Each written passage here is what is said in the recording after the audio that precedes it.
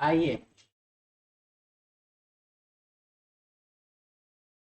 चलिए question number 1 देखिए। Question number 1 में बाबू क्या कह रहा है।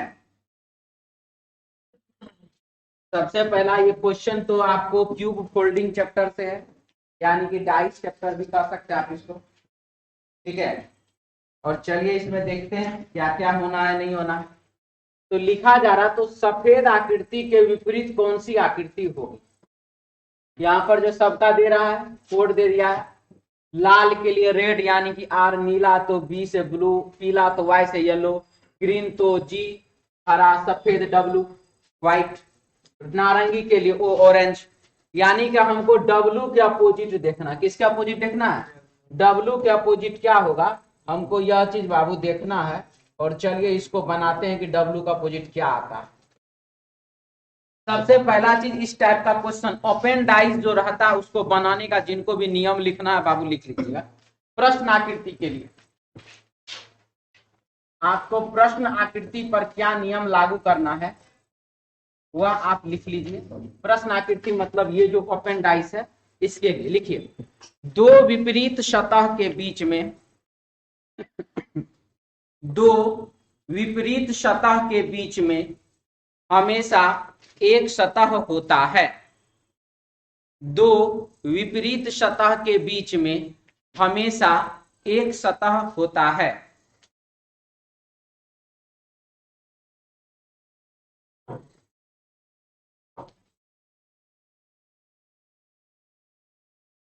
ठीक है, दो विपरीत सतह के बीच में हमेशा एक सतह होता है। क्लियर, लिख लिए सभी।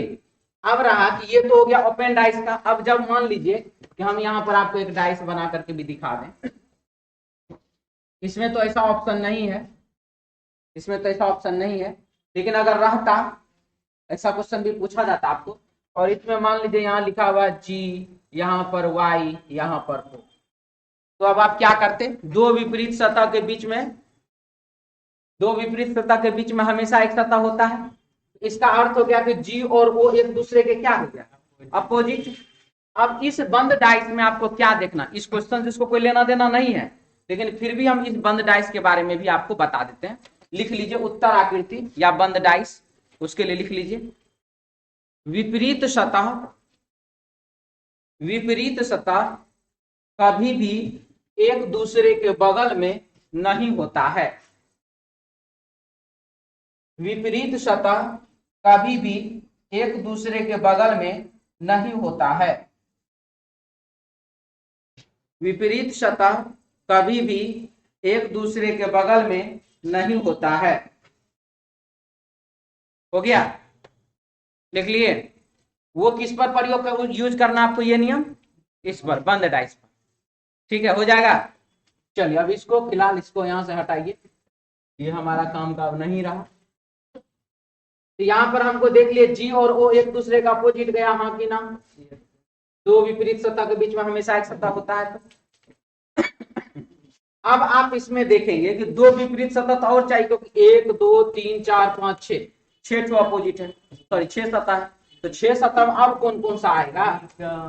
अब कौन कौन सा आएगा? तो देखिए ये दोनों बाबू एक समान में चला जा रहा है, क्योंकि ये दोनों एक समान एक ही लाइन लेंथ पर है, देख लीजिए। और ये दोनों कभी भी जब भी रहेगा तो बगल में ही रहेगा, कभी भी विपरीत तो नहीं जा सकता, क्योंकि ये दोनों का लाइन लेंथ एक है। तो ये दोनों का लाइन लेंथ एक है। अब आप इसको जिस प्रकार से आर के बगल में बी है, ये सेम लाइन लेंथ पर ये भी जा रहा है, तो आर के बगल में क्या होगा? जी भी होगा। तो यहां पर हमने आपको लिखाया है कि दो विपरीत सतह के बीच में एक सतह होता है। दो विपरीत सतह के बीच में एक सतह होता है, इस प्रकार से बताया है ना, दो विपरीत सतह के बीच में। तो ये दोनों का लाइन लेंथ बाबू एक रहा। तो अब जो बचा क्या सब बचा? आर और इधर वाई। आर और वाई चला जाएगा एक दूसरे के क्या? अपोजिट, विपरीत। दो विपरीत सतह के बीच में एक सतह होता है, तो आर और वाई हो जाएगा अपोजिट। बचा कौन कौन? बचा आपको बी और यहाँ डब्ल्यू। ये देखिए ये दोनों का लाइन लेंथ फिर एक समान है, तो ये दोनों इसके लिए एक जगह पे आ गया, और ये बी चले जाएगा किसके अपोजिट? तो डब्ल्यू के अपोजिट। यानी कि G और O अपोजिट, R और Y अपोजिट और B और W अपोजिट। प्रश्न में पूछ रहा व्हाइट का अपोजिट में क्या होगा, तो व्हाइट का अपोजिट में W का अपोजिट में B होगा, यानी कि ब्लू होगा, यानी कि नीला होगा। आंसर हो जाएगा इसका बी, ऑप्शन हो जाएगा 3 नंबर। यदि किसी को कोई डाउट है बोल सकते हैं।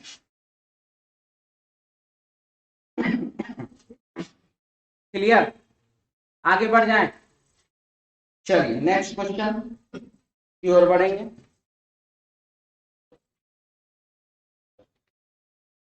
क्वेश्चन नंबर 2 लिखा हुआ है,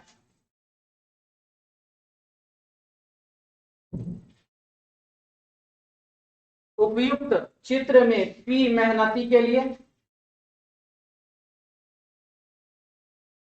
P मेहनती के लिए, Q बुद्धिमान के लिए,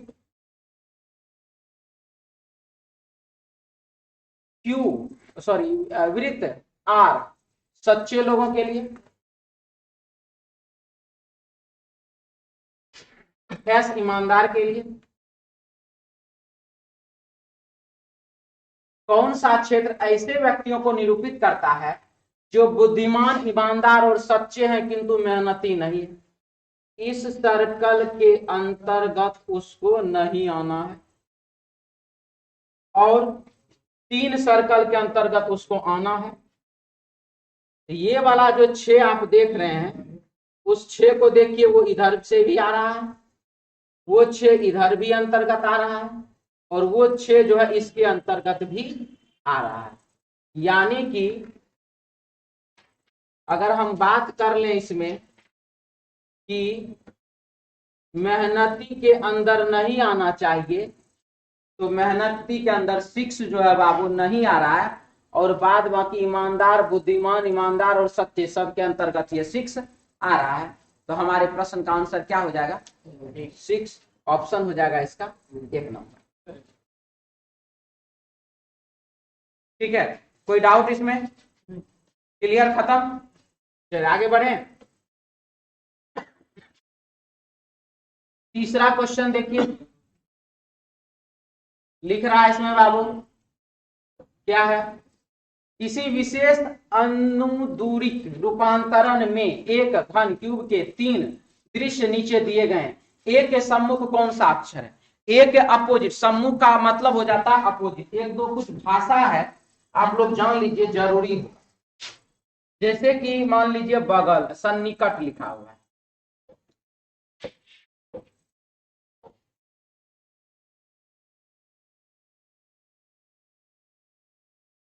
इसका इंग्लिश होता है बाबू एडजेसेंट। ठीक है, अब सन्निकट शब्द दिया हुआ है, जैसा कि आप यहां पर देख रहे हैं, यहां पर भी एक तो शब्द लिखा हुआ, क्या चीज था जी? सम्मुख। अब आपको ये सम्मुख का मतलब नहीं पता है, हम ये नहीं करें कि आप सबको नहीं पता, हो सकता पता हो। ठीक है, सम्मुख का मतलब सामने की ओर मुख है। आप खड़े हो जाइए, सामने की ओर बाबू मुख है कि नहीं देख लीजिए तो, है ना? सामने की ओर मुख है कि नहीं है? जैसे कि आप ऑनलाइन वाले से, ऑनलाइन वाले से आप मेरी ओर देख रहा हूं, मैं आपकी ओर देख रहा हूं, तो आप दोनों हम दोनों एक दूसरे के सम्मुख है कि नहीं है? तो सम्मुख है मतलब एक दूसरे के क्या है?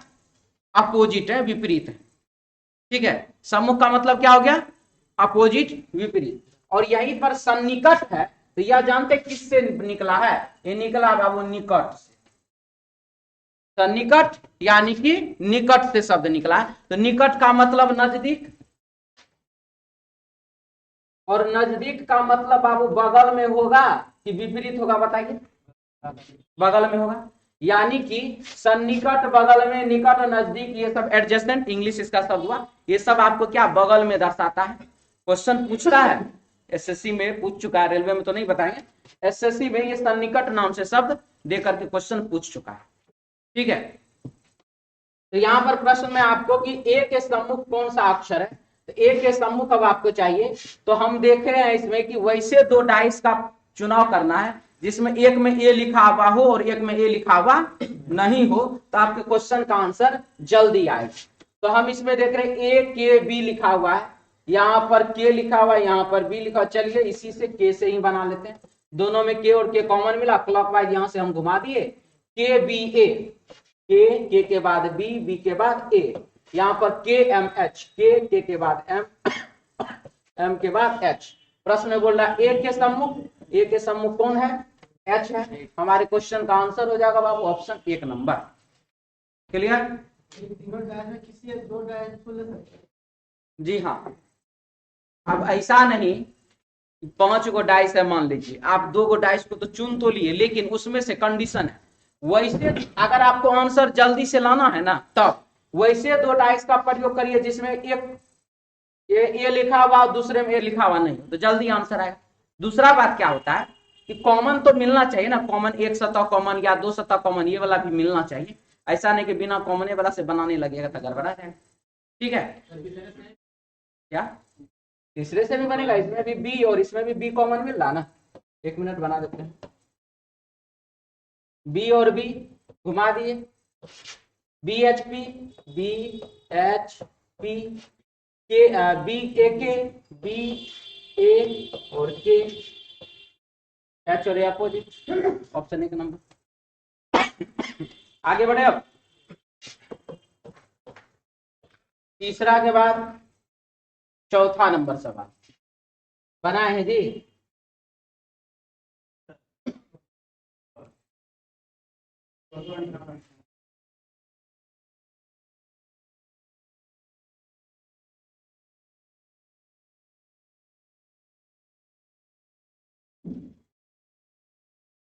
देखिए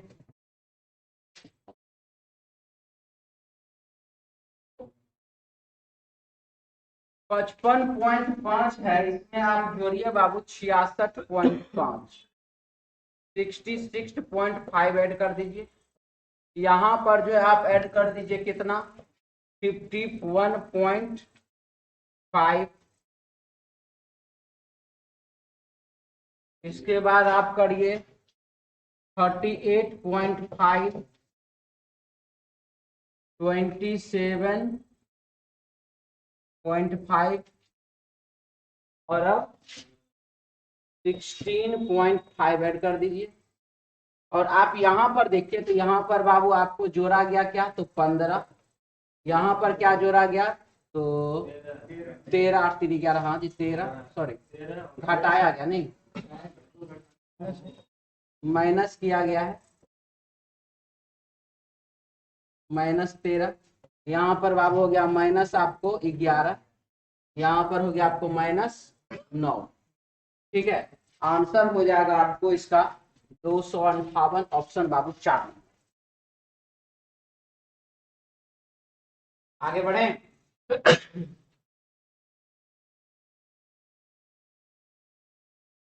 लिख लिए? नहीं लिखे हैं? जल्दी लिखें।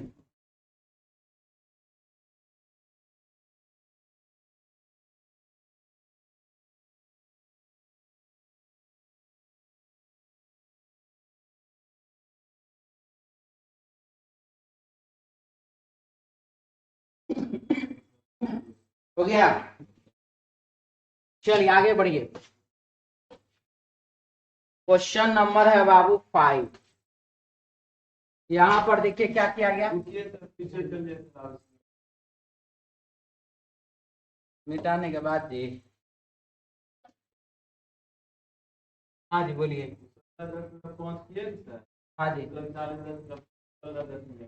हाँ, जोड़े ना 16.5,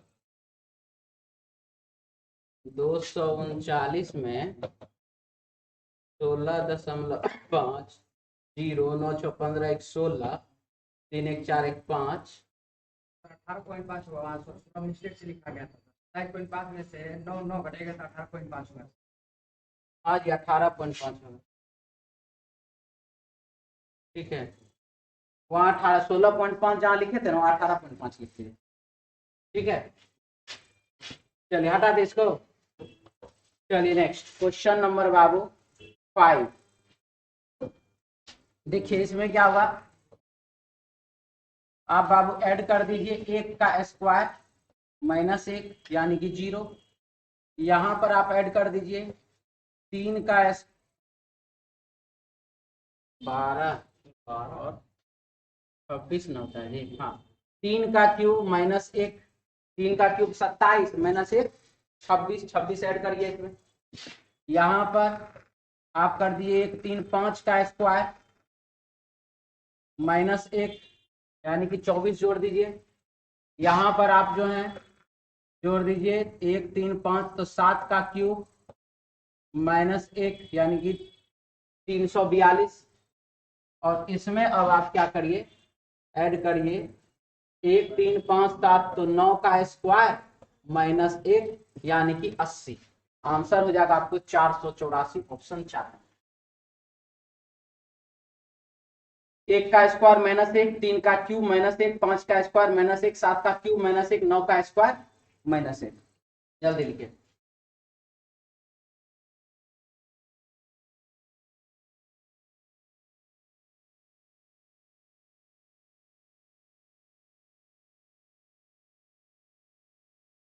हो गया?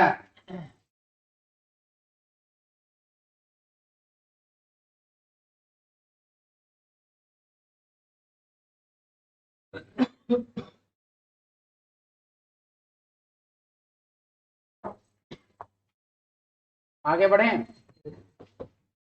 चलिए नेक्स्ट क्वेश्चन नंबर है बाबू 6। लिख रहा है इसमें सभी कलाकार सनकी होते हैं। सही बात है जी?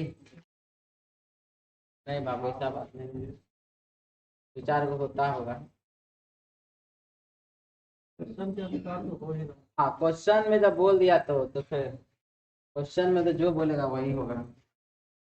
देखा है सभी कलाकार सनकी होते हैं, तो कलाकार को आपको सनकी के अंदर डाल देना। सनकी। कुछ कलाकार नशीले पदार्थ के व्यसनी होते हैं। व्यसनी का मतलब आदी होते हैं, यानी कि उसको नशीला पदार्थ चाहिए ही चाहिए। रेशम कुमार बोल रहे कमेंट भी पढ़ लिया करें सर। हाँ बाबू पढ़ रहे हैं। कोई दिन हम कमेंट पढ़ते थे तो कोई कमेंट करबे नहीं करता था। आज सोचे नहीं करते हैं, नहीं पढ़ते थे, आज कर रहे हैं। चलिए आज पढ़ेंगे, ठीक है? कमेंट भी पढ़ेंगे बाबू। हाँ जी।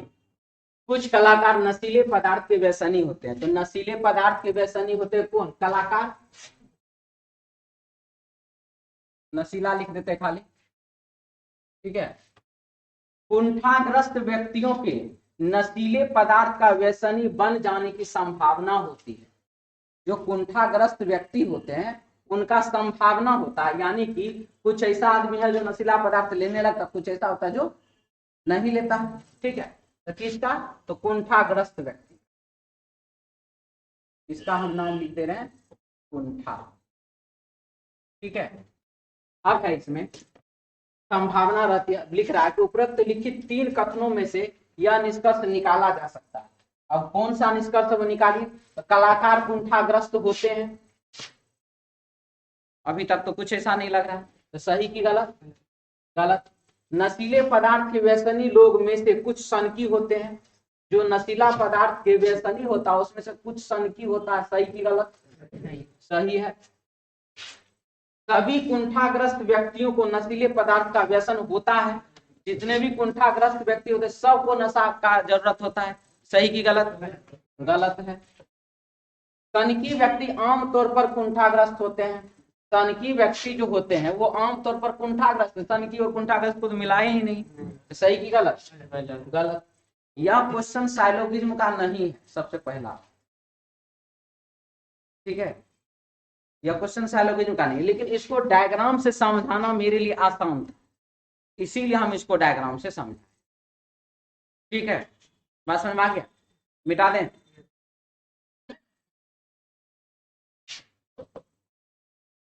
चलिए आगे बढ़ते हैं। क्वेश्चन नंबर है, रेशम कुमार बोल रहे हैं बी आंसर। चलिए बहुत अच्छा। आइए 7 नंबर में। 7 नंबर में लिख रहा है या तो एक नंबर में लिख रहा है या तो ए और बी एक ही आयु के हैं, अन्यथा बी से ए बड़ा है। आप लोग एक चैप्टर का नाम जो जानते होंगे, इक्विलिटी या इनइक्विलिटी, वही है ये, लेकिन बस लिखा हुआ है स्टेटमेंट के अंदाज में। या तो ए और बी एक ही आयु के हैं, अन्यथा बी से ए बड़ा है, अन्यथा बी से क्या है, ए बड़ा है, हो गया ग्रेटर देन इक्वल टू। इसके बाद या तो सी और डी एक ही आयु के हैं, अन्यथा सी से डी बड़ा है, या तो बराबर है या क्या है, बड़ा है। सी से बी बड़ा है, सी से कौन बड़ा है, तो बी, यानी कि गड़बड़ कर दे नहीं, एक मिनट, ए हाँ, सी से बी बड़ा है, तो सी से कौन बड़ा है, बी, यहां सी लगाइए, कोई दिक्कत। अब इसमें आप देख लीजिए क्या हो रहा है,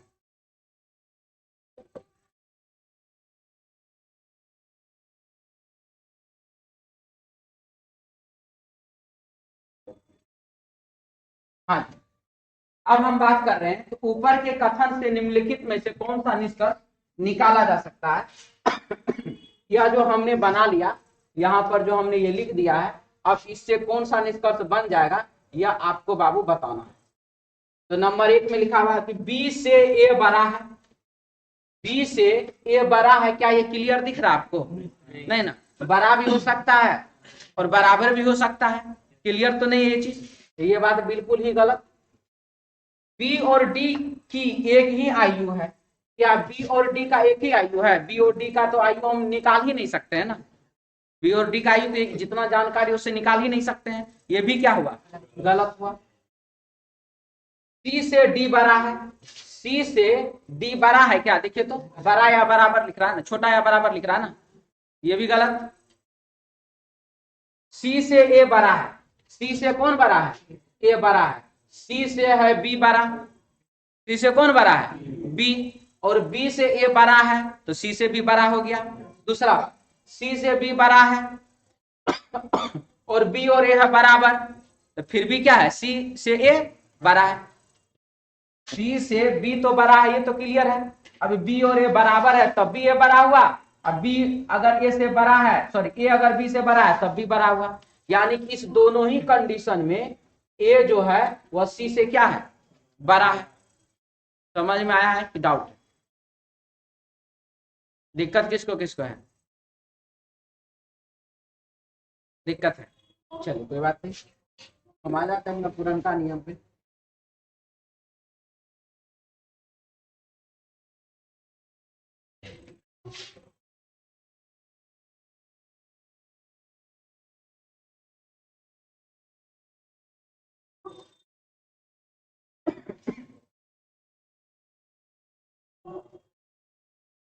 बी से ए बड़ा है तो क्या हम यहाँ पर ऐसा लिख सकते हैं, ठीक है। चलिए अब देखिए बात, सबसे पहला ये चीज, इस ये तो बात आप जानते हैं, क्यों नहीं देखा है, नहीं देखे हैं, कोई बात नहीं, देखिए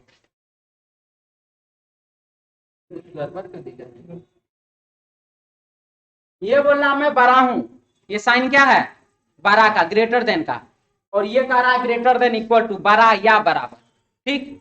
ये कह रहा मैं छोटा हूं, लेस देन, ये कह रहा है लेस देन इक्वल टू, यदि छोटा या बराबर। अब सिचुएशन है बीच में कौन तो बराबर, अब सिचुएशन समझिए, ये कह रहा मैं बड़ा हूं यानी कि कंफर्म बोल रहा है, और ये कह रहा मैं बड़ा या बराबर हूं, तो बताइए ये कंफर्म है कि कंफ्यूजन में। और एक अब आप ही बताएंगे, अगर एक कंफर्म आदमी और एक कंफ्यूजन वाले आदमी में लड़ाई होगा तो बाबू कौन जीतेगा, कंफर्म वाला, इस दोनों में लड़ाई होगा तो कौन जीतेगा, कंफर्म, इस दोनों में लड़ाई होगा तो कौन जीतेगा, कंफर्म, ठीक है, इतना क्लियर। आइए इसमें देखते हैं क्या क्या। तो सबसे पहला चीज कि बी से ए बड़ा है, ऐसा साइन दे रहा है यहाँ पर।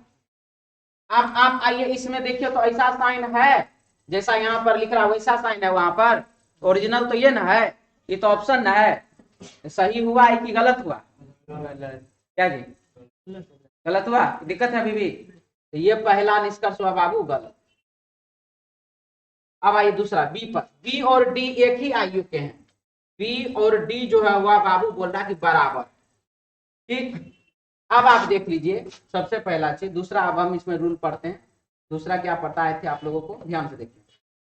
ये है अंदर में, और देख रहे सारा रास्ता है इसका बंद, यानी कि जन्म लिया आज तक घर से बाहर नहीं निकला है, ठीक। और ये सब तो देख ही रहे रोडे पर घूमिए रास्ता। तो बाबू हमको अब ये बताइए, एक है जो जन्म लिया और आज तक घर से बाहर, दीवार से अंदर बाहर नहीं झांका है, बाहर नहीं निकला है, और एक है जो रोडे पर रहबे करता है। अगर इस दोनों प्रकार के आदमी में लड़ाई होगा तो कौन जीतेगा? आप इस पूछ रहे हैं, रोड वाला जीत जाएगा ना, क्योंकि दीवार के अंदर रहने वाला आदमी का क्या आता है नहीं आता, कितनों आएगा, तो जगीरा तो नहीं है ना बनेगा। जगीरा मतलब जानते हैं? सुनिए, एक तो फिल्म है चाइना गेट, ठीक है, उसमें जगीरा है, विलेन है, डाकू है। वो क्या करता है, तो मारते पीटते रहता है, काटते रहता है, जो भी है बढ़िया करता है, खराब करता है। अब वो क्या किया, तो एक दिन मुखिया जो गांव का रहता है वो एक दिन अड़ गया कि नहीं आज हम तुमसे लड़ाई करेंगे, तुम हमको ज्यादा से ज्यादा क्या करेगा, मारिए देगा ना, लेकिन आज हम तुमसे लड़ाई करेंगे। अब जगीरा वहां पर सोचा कि अगर आज इसको हिम्मत हो गया तो कल पूरा गांव वाला को हिम्मत हो जाएगा लड़ने का, इसका हिम्मत तो दबाना ना पड़ेगा। तो बोला ठीक है आओ लड़ो हमसे। आया मुखिया और जगीरा दोनों लड़ने के लिए। तो जगीरा बोलता ऐसे कर, उसमें उसका स्टाइल हो ऐसे, क्या मुखिया तुम बोला था हम अकेले लड़ेंगे और तुम अपना बेटा को काहे साथ में ले आए? अब मुखिया पलट के इसे देखता कि बेटा सही मारा क्या, तब तक मैं गला इसका, जगीरा मुखिया का गला काट दिया। अब बोलता जगीरा हमसे लड़ने चला, हिम्मत तो ले आओगे लेकिन कमीनापन कहां से लाओ? बात समझ में आया? ठीक है, तो ये सिचुएशन है, ये कहानी है उसका, ये तो मेन थीम है ये चीज यहाँ के लिए। इस ब्लॉकेज के अंदर जो आदमी है, इस दीवार के अंदर जो आदमी है, वो तो मान लीजिए लड़ने का हिम्मत तो ले आएगा, लेकिन क्या उसको उतना ज्यादा तिक्रम आता है? जो बाहर में रहने वाला आदमी, घर में रहने वाला आदमी में अंतर होगा कि नहीं तिक्रम में? बात समझ में आया? कितनों हिम्मत वाला होगा कि लड़ तो नहीं, जीत तो नहीं पाएगा, ये तो फाइनल है, क्लियर।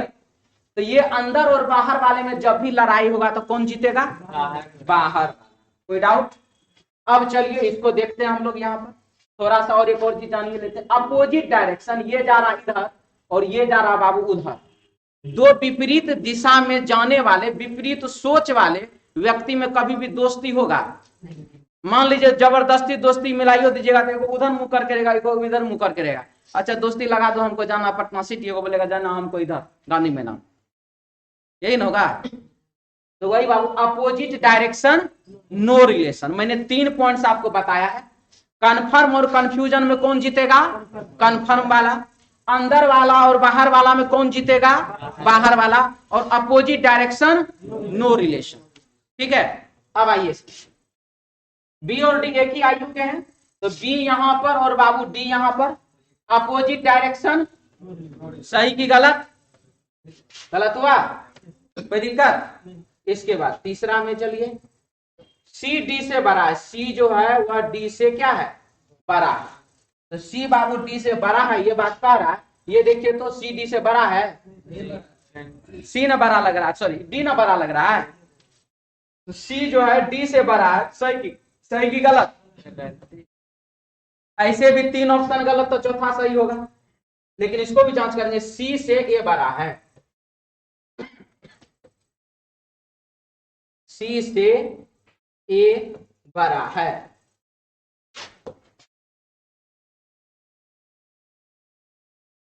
और अब आप आइए सी और ए के बीच रिलेशन। कन्फर्म और कंफ्यूजन में बाबू कौन जीतेगा? कन्फर्म जीतेगा, यानी ए और सी के बीच में ये वाला साइन ना होगा, तो ए और ये वाला साइन और सी, और अब आप ऐसा मिलाइए, ऐसा है कि नहीं? ए के तरफ मुंह खुला, सी के तरफ मुंह बंद, ए के तरफ मुंह खुला, सी के तरफ मुंह बंद है। क्लियर हुआ? यानी कि आंसर इसका क्या हो जाएगा? Option 4 number. ठीक, कोई डाउट? अब खत्म, आगे बढ़ जाए। 7 के बाद बाबू 8 नंबर सवाल में क्या लिख रहा है 8 में? कंपनी है, कर्मचारी है, ये है, वो है, सब है, बहुत बढ़िया है।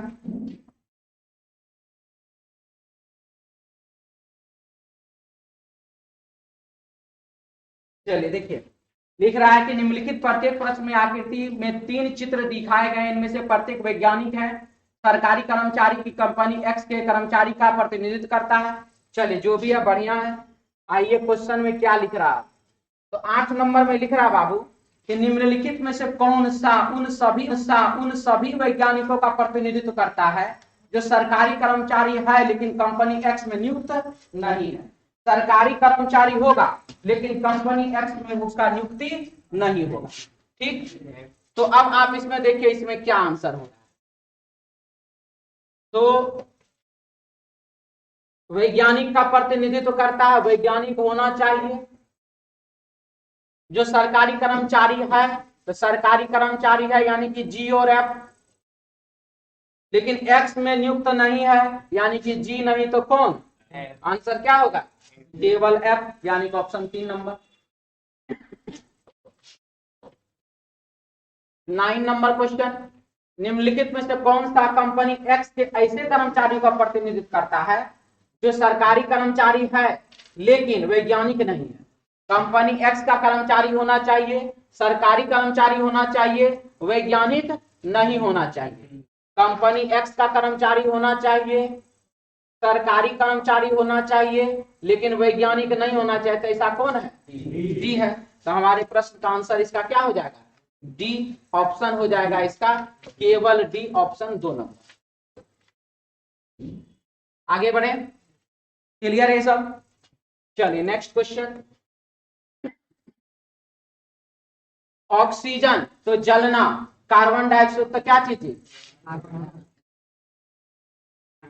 ऑप्शन कहाँ भेज दिए, ऑप्शन यहाँ आ गया है। आंसर होगा आग बुझाना, ऑप्शन 3 नंबर। ठीक है, चलिए आगे बढ़िए, 3 नंबर ऑप्शन। समूह में अन्य से अलग बताइए, अन्य से जो अलग है उसके बारे में आपको बताना है, इसका आंसर क्या होगा। इसका आंसर होगा बाबू यह तीनों का तीनों जो है विभाजित संख्या है, और ये जो है बाबू अभाज्य संख्या है। ये तीनों का तीनों 3 से विभाजित है, अभाज्य संख्या। ठीक है, 257 अभाज्य संख्या है, इधर तीनों जो है वो क्या है, विभाजित संख्या। फिर से बोलिए, फर्स्ट और लास्ट का सब 2 से डिवाइड करने, 9 5 14 7 5 3 8 5 1 6 3, हाँ ठीक। फिर से बोलिए, ऑप्शन ए 7 से कट रहा है। हाँ तो एक मिनट छोड़ दो, पहले बोल लेते हैं। 3 में समानता मिलाना, एक को छांटना नहीं है, खाली आप 3 में समानता मिला करके एक को अलग कीजिए, एक को अलग करके 3 को छोड़ मत दीजिए। बात समझे, खाली एक को विभाग, एक को आप चेक कर लिए, अब बाद बाकी में क्या हो रहा नहीं हो रहा वो आपने नहीं किया, तो ये बाबू आपका गलत। सही भी ऑप्शन रहता ना तब भी एक्सप्लेनेशन गलत। ठीक है, बस समझ में आया, आगे बढ़े।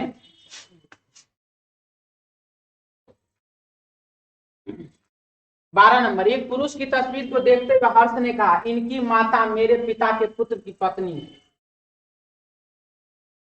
एक पुरुष की तस्वीर की ओर देखते हुए हर्ष ने कहा,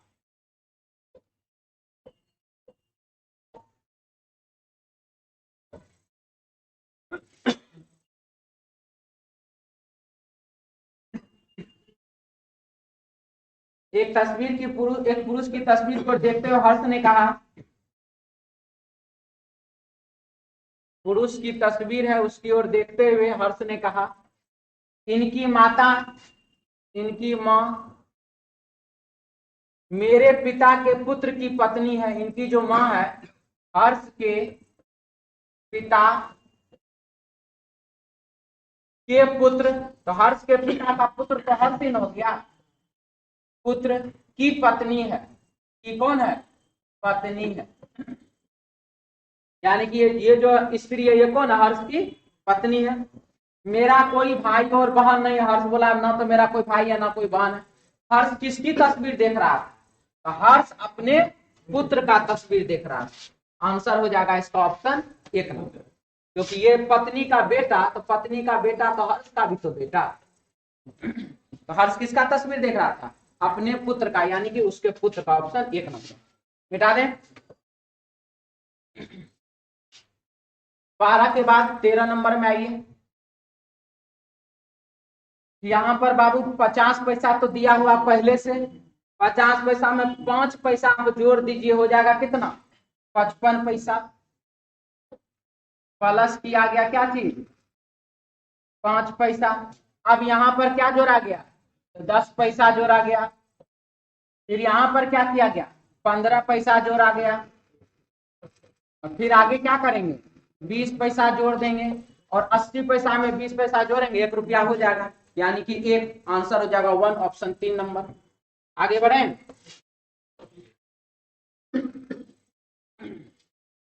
क्वेश्चन नंबर है देखिए 14। 8 गुना 2 कर दीजिए 16 माइनस 2 तो 14। 14 गुने 2 28 माइनस 2 कितना? तो 26। 26 26 मल्टीप्लाई 2 कीजिए 52। 52 माइनस 2 कर देंगे तो क्या हो जाएगा? 50 हो जाएगा। 50 होना चाहिए। यहाँ पर लिखा हुआ क्या? 48। 48 मल्टीप्लाई 2 करिए और माइनस 2 करिए, हो जाएगा आपको कितना? 98। यानी कि यही सॉरी 50। 50 गुने 2 100। 100 माइनस 2 बराबर कितना? 98। यानी कि कौन सा अंक जो है वो गलत है? 48 जो है वो क्या है? गलत है। 48 के जगह पर 48 के जगह पर जो है क्या होना चाहिए? 50 होना चाहिए। क्लियर?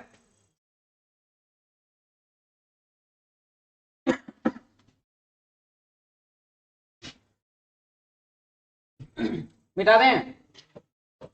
चलिए नेक्स्ट। ये बनाए हैं 16 गुने 3 बराबर 48। सॉरी 8 गुने 2 बराबर 16। 16 गुने 3 बराबर 48। 48 गुने क्या कर देंगे? 4। कितना हो जाएगा? 192 हो जाएगा। 2 3 4, उसके बाद गुना करेंगे 5, और फिर गुना करेंगे क्या चीज? तो 6। आंसर हो जाएगा 192, ऑप्शन 3 नंबर। ठीक है, आगे बढ़े। ये बनाए थे आप, बनाए थे जी। क्या आ रहा है?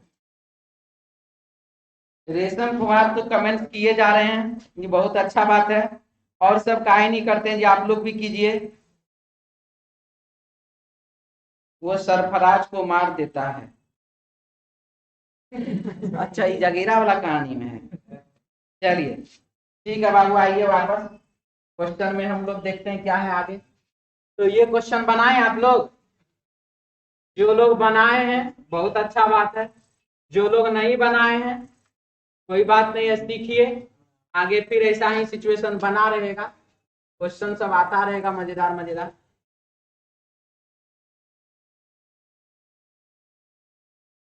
क्वेश्चन हमारे पास 84 छात्रों की एक कक्षा में टोटल का टोटल, देखिए एगो बात हम बता देते हैं। और सब में बाबू आप लोग जिधर भी किए गपशप भी करते रहते हैं, शादी उदी वाला भी है, वो भी जो भी है, इसमें थोड़ा फोकस रखिएगा। ठीक है, हम कोशिश करेंगे एक बार में सबको समझा दें। ठीक, थोड़ा क्वेश्चन है मजेदार है, 3 गो डायग्राम बनाना पड़ेगा इसीलिए। 84 छात्रों की कक्षा में लड़के और लड़कियां 5:7 में हैं। 84 छात्रों में बॉय गर्ल, इसका जो अनुपात है वो अनुपात कितना है? 5:7, यानी कि 5 इधर 7 इधर। ठीक है, कुल छात्रों में से 50% छात्र केवल हिंदी बोल सकते हैं। H से हिंदी और E से बाबू इंग्लिश। ठीक है, लिखा हुआ है कि 50% छात्र केवल हिंदी बोलते हैं। टोटल कितना? 84। 84 का 50%, 50% कितना होगा? 42। तो 42 केवल हिंदी बोलते हैं, तो यहां लिख दिया जाए। कोई दिक्कत इसमें? इसके बाद केवल हिंदी बोलने वाले छात्रों की संख्या का केवल अंग्रेजी बोलने वाले छात्रों की संख्या से अनुपात 21:16 किसका? केवल हिंदी बोलने वाले छात्रों का, यानी कि विद्यार्थी जो उसका, केवल हिंदी बोलने वाले छात्रों का केवल अंग्रेजी बोलने वाले छात्रों की संख्या से 21:16 हिंदी और इंग्लिश का। तो अब आप यहां देखिए, हिंदी कितना है 21, अंग्रेजी कितना है 16। तो ये 21 है और ये 16 है। 21 गुना 2 42, तो 16 गुना 2। तो यहाँ पर सिर्फ इंग्लिश में 32 लिख दें, कोई डाउट? क्लियर सबका? कोई दिक्कत है ना? इसका कहानी खत्म। इसके बाद क्या लिखा? केवल अंग्रेजी बोलने वाले लड़कों की संख्या, लड़का, अब छात्र वाला बात नहीं, सिर्फ लड़का लड़की का बात। केवल अंग्रेजी बोलने वाले लड़कों की संख्या का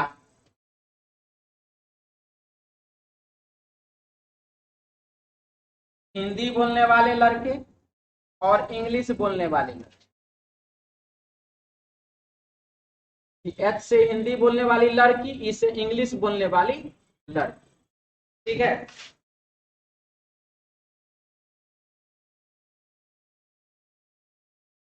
क्या लिखा देखिए, बोला गया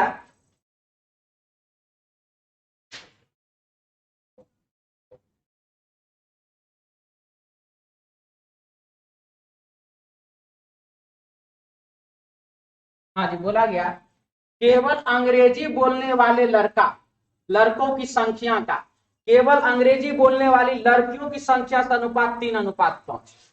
इसका अनुपात केवल अंग्रेजी बोलने वाले लड़का, अब केवल अंग्रेजी कितना लड़का बोलता है?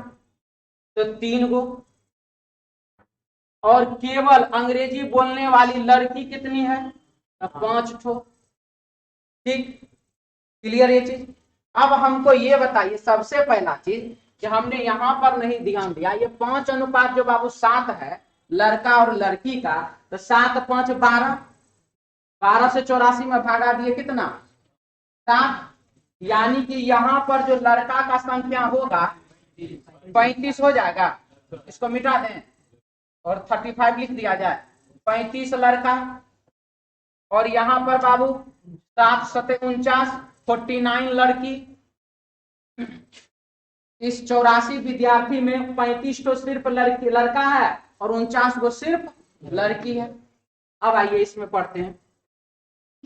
केवल अंग्रेजी बोलने वाले लड़कों की संख्या केवल अंग्रेजी बोलने वाली लड़कियों की संख्या से 3:5 है। तो केवल सबसे पहला जो अंग्रेजी बोलती है कौन? लड़की। तो केवल अंग्रेजी कितने लड़की बोलती है? तो 5 बोलने वाली लड़की है ना जी, लड़की 5 ना है। और केवल अंग्रेजी बोलने वाला लड़का कितना? तो 3। 5 और 3 कितना? 8। टोटल का टोटल केवल इंग्लिश बोलने वाला छात्र कितना है? 32। समझ में आ रहा है कि उलझ रहे हैं आप? किसी को दिक्कत नहीं ना? केवल इंग्लिश बोलने वाला लड़का है 3, केवल इंग्लिश बोलने वाली लड़की है 5, और केवल इंग्लिश बोलने वाला छात्र है बाबू 32। तो इस 32 को 3:5 में बांटेंगे कि नहीं बांटेंगे? बांटेंगे। तो 32 को 3:5 में बांटने के लिए 3 और 5 को 8 करेंगे। 8 चौका 32, यानी कि 3 गुना 4 और 5 गुने 4। कोई दिक्कत यहां तक में? जिसको हाँ वाला है वो बोलिए थोड़ा, खाली नहीं वाला के चक्कर में हाँ वो वाला नहीं बोल सकता है। वो सब बोल रहा नहीं दिक्कत है, हम पूछ देंगे तो हमरा सब तो देखेगा ऐसे करके। जिनको दिक्कत है वो बाबू अपना बोल लीजिए। एक बार हम फिर से बता देते हैं। केवल इंग्लिश पढ़ने वाला छात्र यानी कि लड़का लड़की मिल करके कितना है? 32। और उसमें केवल लड़का कितना है? तो 3 ठो रेशियो जो बताया। केवल लड़का कितना है? 3। केवल लड़की कितना है? 5। तो इस 3 और रेशियो निकालने के लिए अब 3 और 5 का रेशियो में बांटना 32 को, तो क्या करते? 3 और 5 को जोड़ दिए 8। 8 में 32 में 8 से भागा दे दिए 4, यानी कि 4 3 का 12 गो लड़का है, जो केवल इंग्लिश पढ़ता है, और 5 चौका 20 गो लड़की है जो केवल इंग्लिश पढ़ती है। किसी को डाउट? चलिए आगे बढ़ते हैं। ये 5 4 को मिटा दें तो इसका काम तो खत्म हो गया।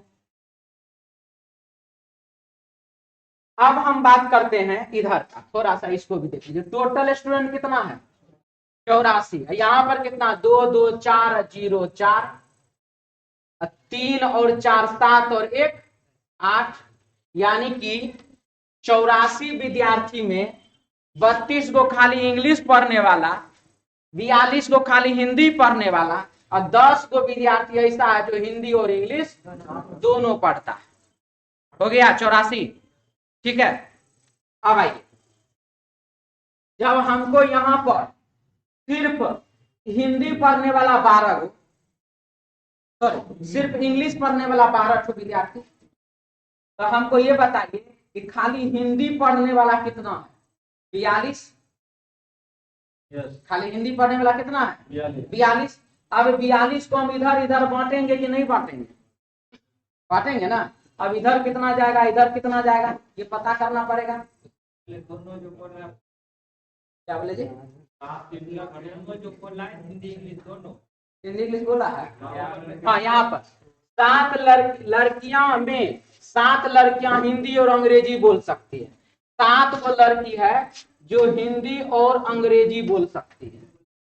ठीक है, तो 7 को लड़की, 7 लड़कियों में 7 लड़कियां हिंदी और अंग्रेजी बोल सकती है। तो 20 और 7 कितना? 27। हमको पुराना कितना है?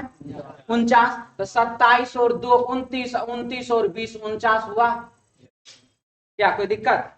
लड़की का टोटल संख्या 49 है ना। तो 20 को जो सिर्फ इंग्लिश बोल रही है, 22 को सिर्फ हिंदी बोल रही है, और 7 को है जो दोनों में हिंदी भी इंग्लिश भी।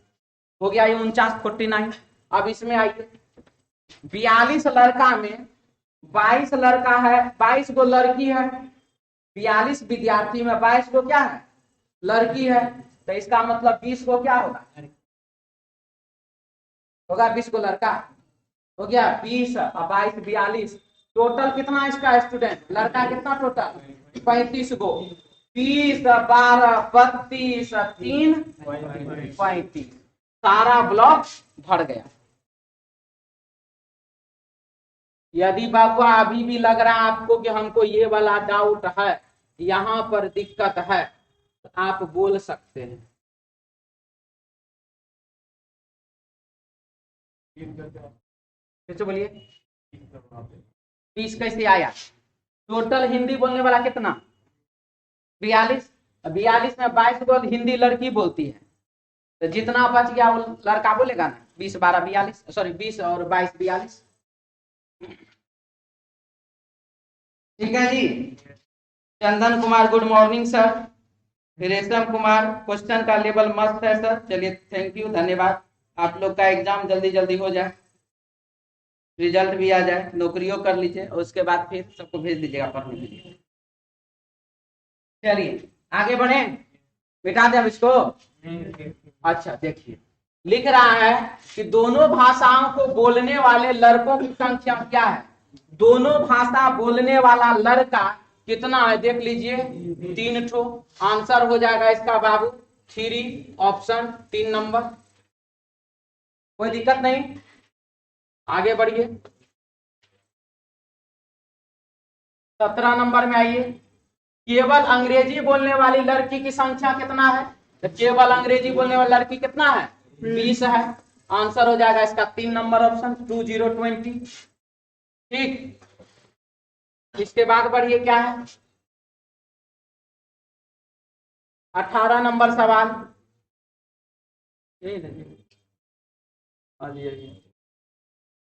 हाँ, 18 नंबर में लिख रहा है केवल हिंदी बोलने वाले लड़का, केवल हिंदी बोलने वाला लड़का है 20 की संख्या का, केवल हिंदी बोलने वाली लड़की की संख्या से केवल हिंदी वाली लड़की है 22। अनुपात क्या है? तो 10:11, ऑप्शन 1 नंबर। ठीक है, आगे बढ़े। क्वेश्चन नंबर है बाबू 19, कितनी लड़कियां हिंदी बोल सकती है? तो लड़की से पूछना पड़ेगा। 22 को लड़की हिंदी बोल सकती है और 7 को लड़की हिंदी बोल सकती है, तो 22 और 7 कितना? 29।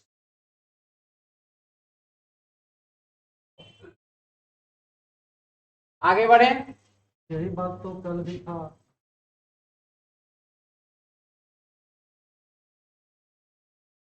यही बात कल था।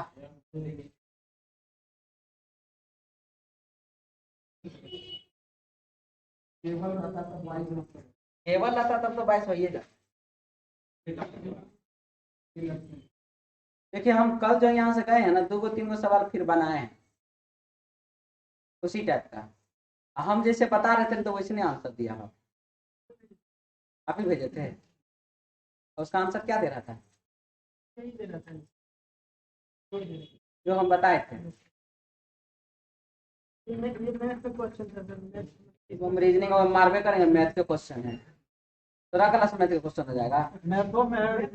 हाँ तोरा क्लास से रीजनिंग का क्वेश्चन है, तो जाकर संजय सर से पूछना था। प्रगति पथ में वेन डायग्राम रीजनिंग के क्लास में आता। अदर जगह से हमारा कोई मतलब नहीं है। ठीक है, चलिए आगे बढ़े। आगे कैसे बढ़िएगा सर? तब क्या करिएगा बोलिए? कर दीजिएगा तब। हम बाबू और हमको कुछ क्वेश्चन देखने दीजिए, तब अभी कुछ नहीं बोलेंगे। जैसे कि आप भी सोच सकते हैं। हम भी बाबू इसको सोचे हैं। हम इसका आंसर पहले 29 लगाए थे, हमरा 29 किताब में मैच किया तो हम सही करके चल दिए। 22 क्यों नहीं करिएगा यहाँ? हम कैसे 22 करें? वही बात तो उसमें था कल। कितनी लड़कियां हिंदी बोल सकती है? तो 22 लड़की और 7 लड़की, 29 लड़की हिंदी बोल सकती है। देखते हैं तब उस टाइप का और क्वेश्चन है ना जी। केवल हिंदी रहेगा तो केवल हिंदी तो 22 नहीं है। आज तो बोल रहा ना, कल वाला सवाल पे सोचो। कल वाला भी सवाल तो ऐसा ही था। कल ऐसा ही था, दूसरा नहीं था। कल में केवल लगा हुआ नहीं था, हम भी तो बात कर रहे हैं। देखते हैं और क्वेश्चन उसका देखते हैं। संडे मंडे सोमवार को हम जरूर बता देंगे। ठीक है, बात समझे? सोमवार को हम ये क्लियर कर देंगे हम, तब तक और क्वेश्चन देख लेते हैं। चलिए आगे बढ़िए। यहाँ पे 29 लगा ले। यहाँ 29 लगा लीजिए आप। फिर ये क्वेश्चन कहाँ था? एग्जाम का था। आपको लग रहा है एग्जाम का होगा? नहीं, इतना हार्ड रहता है। देखिए बाबू हमरे पास बहुत सारा किताब है। बहुत का मतलब बहुत, वाकई में बहुत है, समझे? हमरा नहीं कुछ तो 55 प्लस हमरा खाली रीजनिंग के किताब है, 55 प्लस। हम बहुत किताब झारखंड से यूपी से भी मंगवाए जो यहाँ नहीं मिलता है। क्या करेगा, हमारा जिंदगी क्यों है ये रीजनिंग, और हमको कुछ अबे नहीं करता है। तो बस तो हम इधर हैं, आप लोग को सब चीज पढ़ना, नौकरी करना ना। चलिए इधर देखिए। इतना हार्ड रहेगा छूट जाएगा ना सर। आपको एनटीपीसी सीबीटी 1 2016 का क्वेश्चन दें, उसमें सब इजी इजी है। एक तो क्वेश्चन ऐसा है जो कि किसी बुक में उसका सॉल्यूशन ही नहीं दिया हुआ है, तब आंसर खाली दे दिया, नंबर इतना। बहुत सारा बुक है जिसमें क्वेश्चन ही नहीं दिया, प्रीवियस ईयर किताब है, क्वेश्चन ही नहीं होगा। अब आइए इसमें अंग्रेजी बोलने वाले लड़कों की संख्या का अंग्रेजी बोलने वाली लड़कियों की संख्या से अनुपात क्या है? अंग्रेजी बोलने वाला लड़का कितना है जी? 12। नहीं, अंग्रेजी बोलने वाले लड़कों का संख्या 15। हाँ, और अंग्रेजी बोलने वाली लड़कियों का संख्या का अनुपात 27। तो ये हो गया कितना? 3 बचेगा 15, 3 नंबर का 27, यानी कि 5:9। Option 1 number.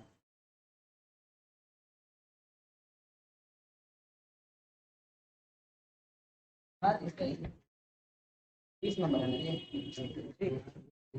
आगे बढ़े। देखिए सर दोनों लिए। हाँ जी, वही तो हम देख रहे हैं। चलिए आगे बढ़ते हैं। अब इसमें आ जाए बोर्ड मास में 21 नंबर हम सोमवार को क्लियर कर देंगे, बता देंगे अच्छे से। बना लीजिए इसको, और इससे ज्यादा हम कुछ ना कहेंगे। 21 का आंसर 25 होगा। ठीक है, बहुत अच्छा क्वेश्चन बना है, इसको छोड़ देते हैं, आगे बढ़ जाए ना।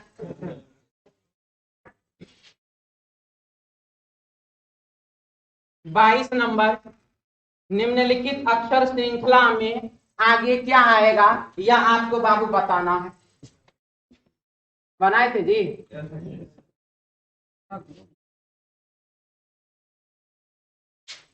ए बी,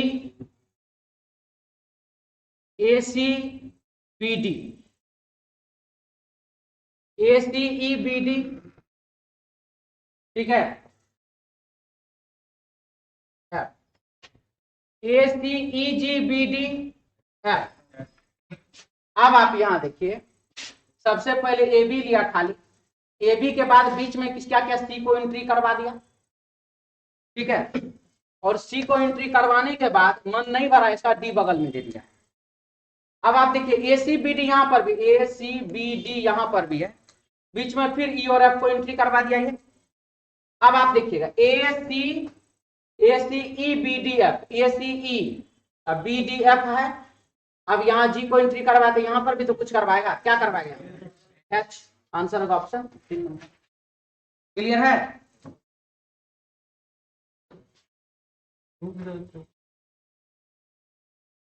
लिख दे क्या जी फिर से, हमको लगा इसको क्या रखेंगे। चलिए आइए क्वेश्चन नंबर 23 का आंसर आप लोग देखिए, G O A L, G sorry D, तो डी का कोड क्या है, यहाँ पर 4 है, ओ का कोड क्या है जी 1 है, डी का कोड क्या है 4 है, फिर से जी का कोड क्या है 5 है, 5 है, और ई फॉर एलिफेंट कहाँ गया, यहाँ पर ई का कोड कितना 7, 4 1 4 5 7, 4 1 4 5 7, ऑप्शन बाबू 1 नंबर। आगे बढ़े,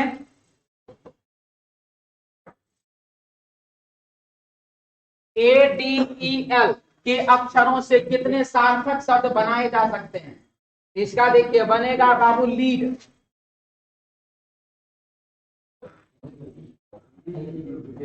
L E A D lead, और deal D E A L, ये 2 सार्थक शब्द बनेगा।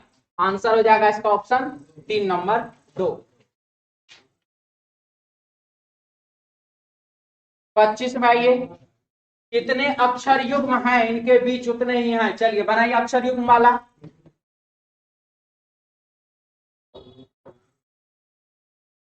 ए B C D E F G H I, D E F G H I, J K, V W X Y Z, Z के बाद ABCD नहीं पढ़ना है, E F G H I J, R S T U V, T U V W I J K S T, खत्म। अब उधर ई F G H I J K L M, S T U V W X Y Z, I J K L M N O, T U V W X Y, R S T U V, E F G H V W X V, कभी से बोल नहीं सकते थे, गलत हो जाए। हाँ जी रेशम कुमार, और आपके अलावा कोई कमेंट में लगता है इंटरेस्ट नहीं ले रहा है, सब तो देख रहा है, कमेंट भी कर दिया कीजिए, रेशम का साथ दे दीजिए थोड़ा आप लोग भी, बहुत अच्छा लड़का है।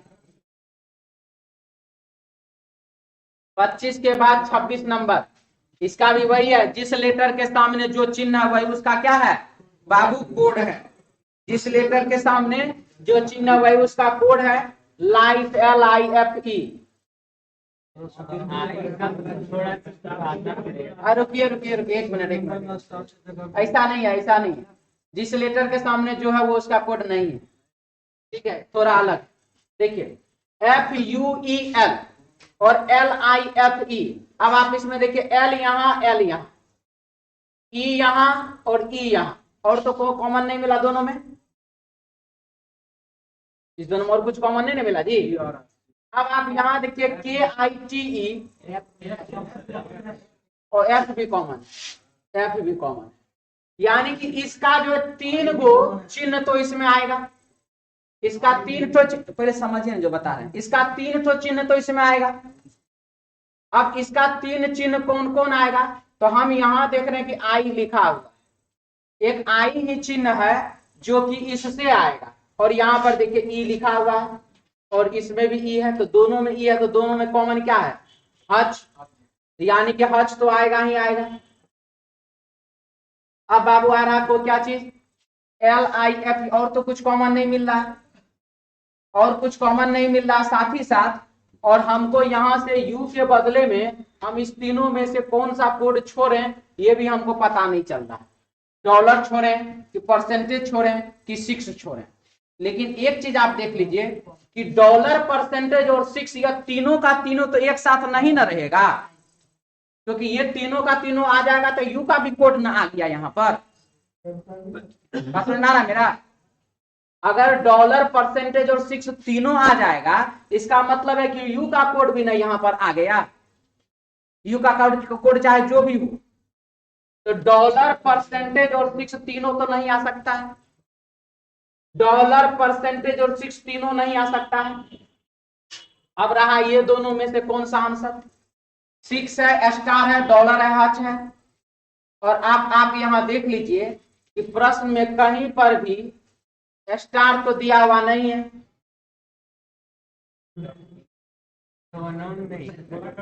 तो गोला होगा यहाँ पर, काला यहाँ पे भी स्टार होगा नहीं है, जिंदा है।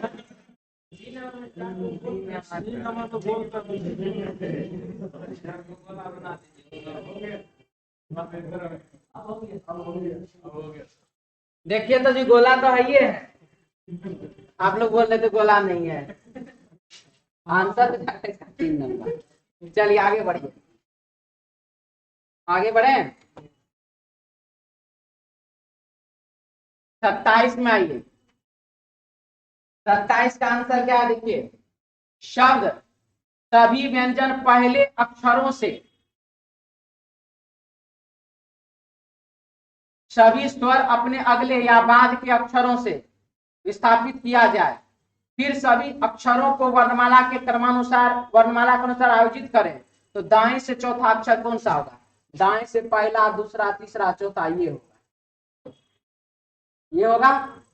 अब क्या लिखा है, सभी व्यंजन को अपने पहले अक्षरों से, व्यंजन को अपने पहले अक्षर से, सभी स्वर को अपने अगले अक्षर से बदल दीजिए, बदल दिए, मान लीजिए कि बदल दिए।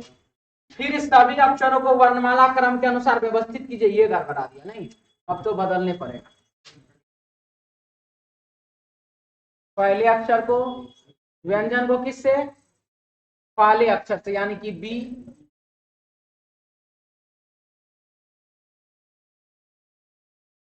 यहां पर बी, यहां पर हो जाएगा आर, यहां पर हो जाएगा टी से पहले तो एस, एम से पहले तो ओ, जेड से पहले तो वाई, सॉरी हाँ, एम से पहले एल, और इसके बाद जितना भी वॉवेल है उसको बाद के अक्षर से, यू के बाद भी, ओ के बाद पी, आई के बाद जे और ई के बाद एफ। अब इस सभी को क्या करना है? वर्णमाला के अनुसार व्यवस्थित करना है। तो वर्णमाला के अनुसार व्यवस्थित हम नहीं करेंगे, दाएं से डायरेक्ट चौथा गिनती कर लीजिए। दाया से पहला वाई, दूसरा एस, तीसरा ये भी, और चौथा ये आर। यही चारों में अरेंज होगा। दाएं से पहले वाई आएगा, फिर भी आएगा, फिर एस आएगा, फिर आर आएगा। आंसर हो जाएगा 8, ऑप्शन हो जाएगा 1 नंबर। आगे बढ़े क्या, इसको अरेंज कीजिए। वाई, वाई के बाद एस, एस के बाद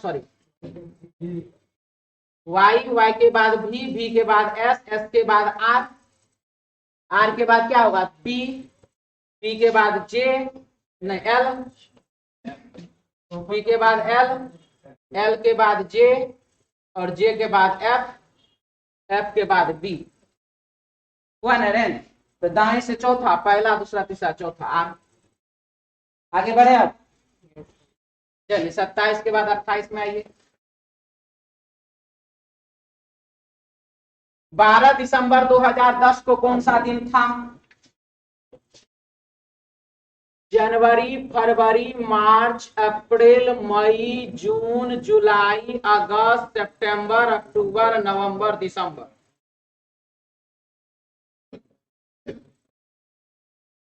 12 का स्क्वायर 144, 5 का स्क्वायर 025, 6 का स्क्वायर 036, शुरू में 12 का स्क्वायर, लास्ट में 12 का स्क्वायर प्लस 2। जनवरी और फरवरी में एक एक दिन घट जाता है, कब? तो लीप वर्ष में। इसके बाद 2010 है तो क्या होगा, हम आपको बताए हुए हैं कि 2001 तो 0, 2007 बाबू 0, 2018 तो 0, 2029 तो भी 0, 2035 तो भी 0 और 2046 ये भी क्या 0, और अगर पीछे जाए तो 1990 भी क्या 0, 1990 भी क्या तो 0। अब हमको जाना कहां पर है, 2010 में ना, तो 7 से चले जाइए आप, 7 तो 0 हुआ। 2008 का शेषफल कितना, तो 2, 2008 का 2, 2009 का 1 और 2010 का 1। दिसंबर का कोड कितना 6 और 12 तो 12, सबको जोड़ दीजिए, 12 और 6 18, 18 और 2 20 और 1 21, 21 में 7 से भागा दे दिए, खत्म, बचा क्या एक शेषफल। तो एक किसको कहते हैं, रविवार 1। आंसर हो जाएगा हमारे क्वेश्चन का क्या चीज, ऑप्शन 1 नंबर, सॉरी 2 नंबर। किसी को दिक्कत इसमें, मिटा दें। आप 2012 से पीछे चले जाइए, हमको कोई दिक्कत नहीं है, नहीं आएगा, कैसे नहीं आएगा, माइनस जाना है बाबू, प्लस नहीं जाना है। 2012 से एक साल पीछे, फिर एक साल पीछे, तो माइनस करिए ना, ठीक है। आप हो सकता है प्लस कर दिए हो। दिक्कत। अच्छा अब बाबू अगला क्लास में, आज बहुत पढ़ लिए हैं, हमारा टाइम हो रहा है, ठीक है, मिटा दें। चलिए नेक्स्ट 28 के बाद 29, 6:20 होने पर घंटे तथा मिनट के सुइयों के बीच कितने डिग्री का कोण बनेगा, तो 30 डिग्री गुने घंटा माइनस 11/2 डिग्री और गुने बाबू मिनट लगाइए, इसको आंसर आ जाएगा। तो 6:20 है तो 30 डिग्री गुने 6 माइनस 11/2 डिग्री, मिनट में कितना है 20 मिनट, 20 और 10 2 तो यहाँ 10 हो गया, 10 गुना 11 कितना 110, 30 6 का 180, 180 डिग्री में से 110 डिग्री को घटाए तो कितना 70 डिग्री, आंसर बाबू ऑप्शन 1 नंबर, ठीक है। आगे बढ़े, बिठा दें, बिठा देना जी। 29 के बाद पूजा का जन्म 12 फरवरी 1996 को था, वह बुधवार का दिन था, उसका अगला जन्मदिन किस दिन पड़ेगा, तो 12 फरवरी 1996 है, अगलो जन्मदिन 12 फरवरी 1997 को पड़ेगा। अब रहा कि ये तो है बाबू लीप वर्ष, लीप वर्ष में एक दिन एक्स्ट्रा हो जाता है, सामान्य वर्ष में 52 सप्ताह 1 शेष दिन, लेकिन लीप वर्ष में 52 सप्ताह 2 शेष दिन। आप यहाँ पर जो है बुधवार में 2 दिन जोड़ दीजिए, आंसर हो जाएगा कौन सा, तो शुक्रवार, ऑप्शन हो जाएगा इसका 1 नंबर, ठीक है। तो चलिए आज के लिए इतना ही, इसके बाद next class Monday to Friday आप लोगों का रीजनिंग टेस्ट होता है, सेम समय पे 2:15 से ऑफलाइन और 2:45 से बाबू ऑनलाइन। तो मिलते हैं नेक्स्ट क्लास में सोमवार को। जय हिंद।